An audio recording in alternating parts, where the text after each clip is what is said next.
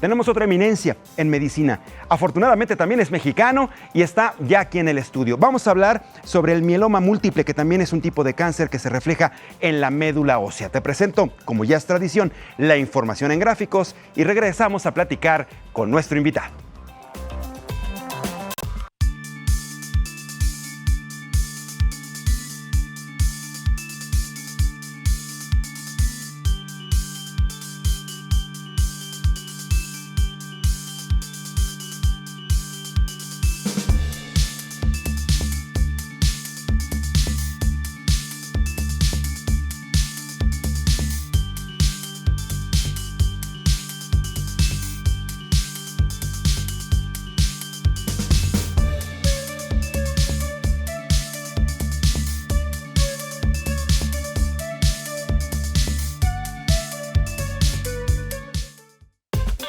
Muy bien, pues vamos a platicar ya más a detalle con el doctor Rubén Niesbisky.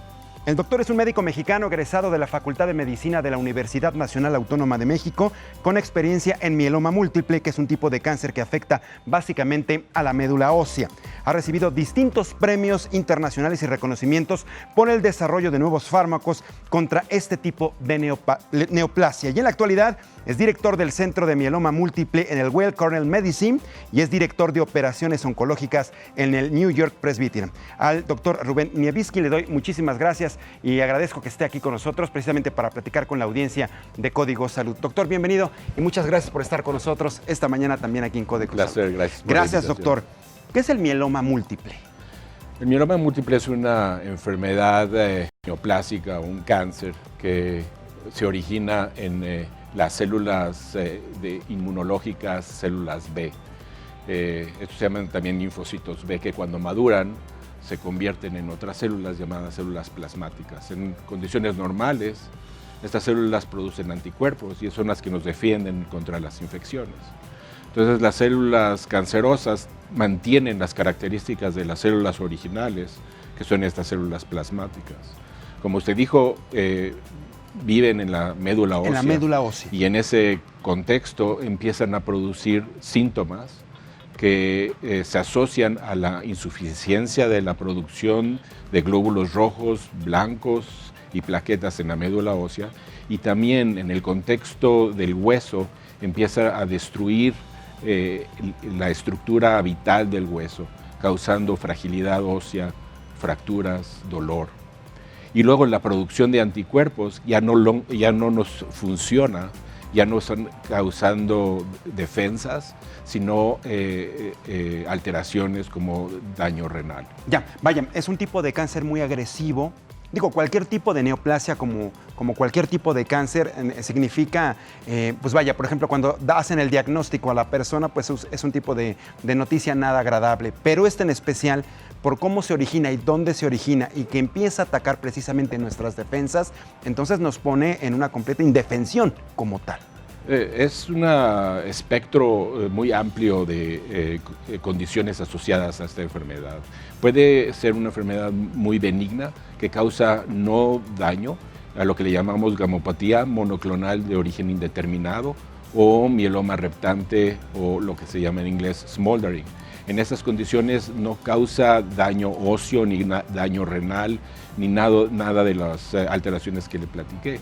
Por otro lado está el espectro de malignidad mucho más avanzado, donde están todas estas alteraciones como el calcio, daño renal o el daño óseo. O sea, ¿afecta a diferentes órganos del cuerpo, doctor? Afecta el daño, toda la función de la médula ósea, los riñones y la inmunología en sí. ¿Cuál sería la diferencia en el caso de cuando se presenta de manera benigna a cuando lo es de manera maligna? Creemos que todos los mielomas se inician en una fase precursora a esta gamopatía monoclonal que le decía yo. Es como la enfermedad precursora de este tipo de cáncer. Entonces, todos los pacientes que tienen el mieloma ya tuvieron esta gamopatía monoclonal. Y esto ya se sabe porque se han hecho estudios de seguimiento de individuos que fueron tipificados como carriadores de gamopatía monoclonal. De hecho, estas condiciones avanzan en un porcentaje bajo, como de 1 a 2% por año, y eventualmente se vuelven ya más agresivas. Entonces podemos decir que todos los pacientes con mieloma tuvieron esta condición benigna de inicio, pero no todos los pacientes que tienen esta condición benigna van a progresar necesariamente a mieloma y ya generar este tipo de cáncer de la médula ósea. ¿Hay una razón propiamente? ¿Es genético? ¿Son factores externos? ¿Qué ocurre, doctor? Como ocurre en muchos diferentes cánceres, no tenemos una etiología específica y existen múltiples factores que se pueden asociar a la presencia de esta enfermedad. Efectivamente, hay situaciones genéticas, hay familias que tienden a agregarse a la presencia de esta enfermedad, y en el New York Presbyterian Hospital, Weill Cornell, se han descubierto por lo menos 2 diferentes genes que pueden predecir la presencia de estas alteraciones en forma familiar. Desgraciadamente no es la mayoría de los pacientes, entonces no tenemos programas de detección temprana basado en nuestros genes. Volvemos a lo mismo, desgraciadamente el diagnóstico es cuando la enfermedad ya está presente y en la mayoría de los casos avanzada. Exactamente. Sí, sin embargo, también existen situaciones de estilo de vida que también tienden a incrementar la frecuencia de estas enfermedades, como la exposición a radiación, la exposición a tintes, a derivados del petróleo, y últimamente se han encontrado mucho más asociaciones con la obesidad. De hecho, uno de los genes que le mencionaba se asocia a las enfermedades genéticas, a la obesidad y al mieloma múltiple. La obesidad. Y estamos ante un problema de salud pública mundial, doctor, porque, por ejemplo, en el caso de nuestro país, estamos brincando del primero al segundo lugar en sobrepeso y obesidad a nivel mundial.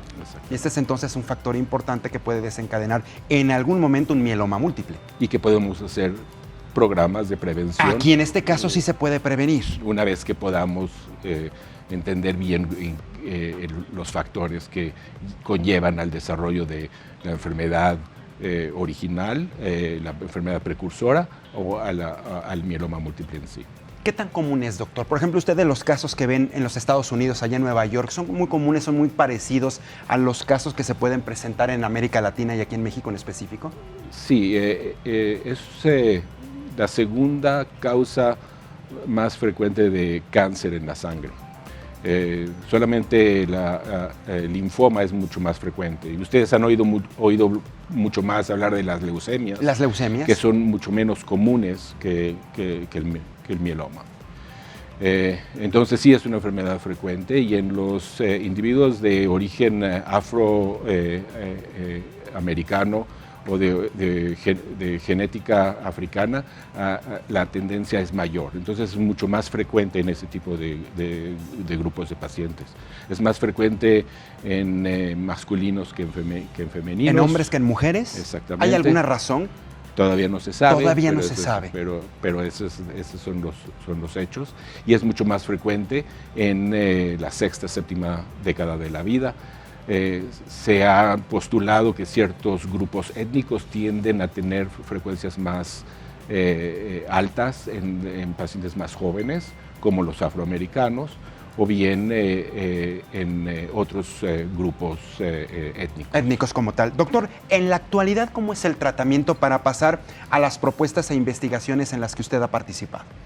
Pues hemos podido llegar a obtener remisiones completas, y como la definición de remisión completa es ausencia de cualquier evidencia de enfermedad activa, ya sea en la sangre o en la médula ósea o por radiología. Entonces ese es el primer paso para poder llegar a la curación. Cuando empecé yo en este campo, la frecuencia de remisiones completas se limitaban a un 1%, 2%. Bajísimo. Ahora tenemos como un 40-50%. Aumentado de manera considerable. Que hemos podido llegar a esta remisión completa, y tenemos mejores técnicas de detección de enfermedad mínimo residual para poder definir a base molecular la presencia o ausencia de esta enfermedad. Entonces también el concepto de remisión completa está cambiando cuando tengamos un mejor microscopio o una mejor equipo para poder ver la enfermedad residual. Entonces sí, cualquier tratamiento para pacientes añosos o para pacientes jóvenes, la tendencia es para poder llegar a la remisión completa lo antes posible. Y es posible, conforme lo que han venido ustedes desarrollando en los últimos años, doctor, la visión, el abanico de posibilidades que tienen ustedes, ¿logran ver que sea posible llegar a este 100%? 100% siempre es difícil en biología, pero definitivamente ha habido un porcentaje lo más alto que se pueda. Sí, ha habido un gran progreso de 5% a un 50% de remisión completa, y se postula que de estos 50%, por lo menos 20% va a poder llegar a estar funcionalmente curados. Eso significa sin recaer a 10 años de enfermedad. Entonces sí podemos creer que podemos llegar a la remisión cuando tenemos estos tratamientos. Siempre se ha dicho, no es cuestión novedosa el hablar de que el cáncer tiene cura. Tiene cura, así como lo dicen ustedes, pero finalmente cuando se diagnostique a tiempo, en etapas muy, muy tempranas. En este caso se ve, digamos, la misma posibilidad, o conforme avance el desarrollo científico que ustedes están involucrados, pudiera, a pesar de diagnosticarse quizá en etapas tardías, lograr esta remisión en un porcentaje muy alto? Desde luego, la detección temprana va a ser básica, y una de las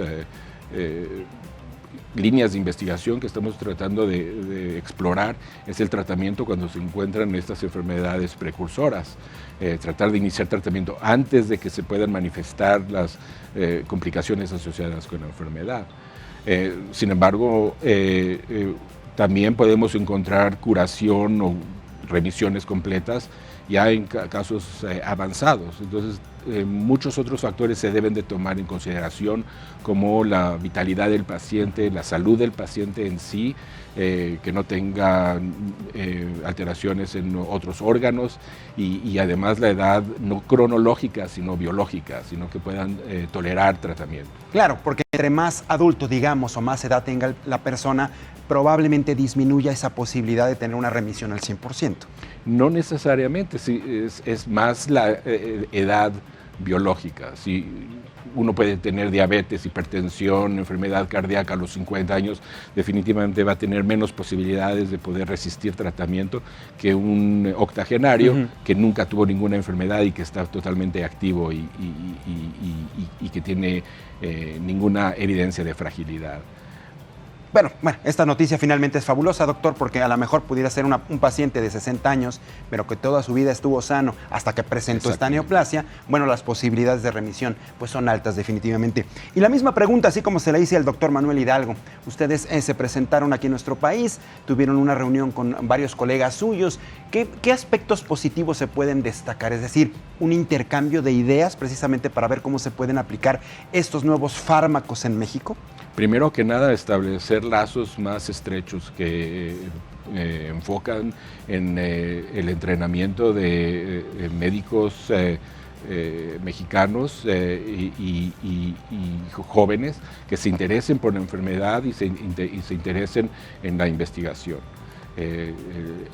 Desde luego también queremos iniciar proyectos de investigación conjunta en donde se puedan establecer líneas de tratamiento y de investigación para entender la biología de la enfermedad en el ambiente mexicano, con todas las características sociales específicas del país. Y hay interés, ¿verdad, doctor? Sí hay interés por parte de la comunidad médica mexicana. Desde luego, siempre ha habido interés, se han expuesto barreras, pero también se han expuesto grandes oportunidades para poder establecerse a varias líneas, como se dijo, líneas educativas, líneas de investigación e incluso líneas de asistencia. Y sobre todo, doctor, que no se corten los presupuestos, ¿no? De lo que han venido platicando últimamente los médicos mexicanos, de que muchas instituciones han sufrido los recortes en la actual administración, y sobre todo que no haya este acotamiento al dinero, al presupuesto, para precisamente suministrar estos tratamientos a los pacientes que más lo necesitan, que eso es muy importante. Sí, el establecimiento de prioridades basado en estadísticas del cáncer va a ser sumamente importante para poder alocar presupuestos específicos para el tratamiento. Y como siempre se nos ha dicho, la prevención y intervención temprana va a ser clave para la reducción del costo. Exactamente. Entre más temprano se diagnostique, menos dinero se invierte, por decirlo de alguna manera, o se gasta, dependiendo cuál sea el caso. Hay que tomar en cuenta de que no se trata del gasto del dinero, sino del valor que se puede obtener. Es no solo hablar del gasto, sino lo que uno puede ganar poniendo un paciente en remisión, reduciendo el dolor y poniéndolo de regreso en la bolsa de trabajo. Por supuesto, a la vida productiva, que sea una persona normal, que pueda hacer absolutamente sus actividades de manera regular. Yo agradezco muchísimo, doctor Rubén, el que nos haya podido visitar aquí en exclusiva en Código Salud, de verdad. ¿Hay alguna cuenta de correo electrónico, alguna dirección, algún portal electrónico o redes sociales que maneje, doctor, para que sus colegas o la gente haga contacto con usted? Sí, igual Cornell Medicine está en Twitter y en Facebook y tenemos un centro web que se llama myelomacenter.org, mieloma escrito con Y, myelomacenter.org. Para que las personas puedan ahí consultar cualquier detalle y puedan hacer contacto directamente con ustedes. Lo importante. Doctor Rubén, muchas gracias por haber estado aquí. Muchas gracias. Bienvenido a México, por supuesto, su país, su casa y aquí en el Heraldo Televisión. Un placer. Muchísimas gracias por haber platicado con nosotros. Y ya nos vamos. Gracias por tu compañía. Te dejamos a continuación con la cápsula de mi compañero Abraham Arreola. Ya lo sabes, no todo lo que brilla es ciencia. Ya está con nosotros Carlos Allende y Palitos y Bolitas. Mi nombre es Mariano Riva Palacio. Esto fue Código Salud.